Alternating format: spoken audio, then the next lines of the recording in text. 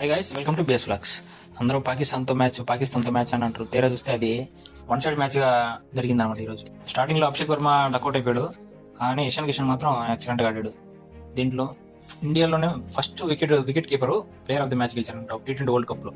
తర్వాత ఇషాన్ కిషన్ అవుట్ అయిన తర్వాత సూర్యకుమార్ యాదవ్, తిలక్ వర్మ వీళ్ళిద్దరు కొంచెంసేపు బాగా ఆడారు. లాస్ట్లో కొంచెం అందరూ కాంట్రిబ్యూట్ చేశారంట. దూబే అని వచ్చి రింకు సింగ్ వాళ్ళందరూ కాంట్రిబ్యూట్ చేయడం వల్ల 175 కొట్టారు అనమాట. పాకిస్తాన్ చేసింగ్ వచ్చింది. హార్దిక్ పాండ్యా ఫస్ట్ ఓవర్లో వికెట్ తీశాడు. తర్వాత నెక్స్ట్ బూమ్రా వేసిన ఓవర్లు అయితే 2 వికెట్లు పడ్డాయి. అక్కడికే సగం కొలాప్స్ అయిపోయింది అనమాట పాకిస్తాన్.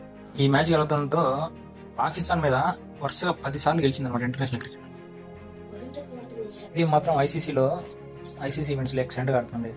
లాస్ట్ 28 మ్యాచెస్లో 26 మ్యాచెస్ గెలిచింది, ఒకటి ఓడిపోయింది, ఒకటి నో రిజల్ట్ అనమాట. ఆ ఒకటి ఓడిపోయింది ఏదో తెలుసు కదా, 2023 వరల్డ్ కప్ ఫైనల్.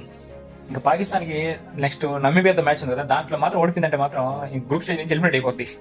ఇదండి ఈ మ్యాచ్ యొక్క అప్డేట్స్. ఇలాంటి మరిన్ని వీడియోస్ కోసం ప్లీజ్ సబ్స్క్రైబ్ బిఎస్ వ్లాగ్స్.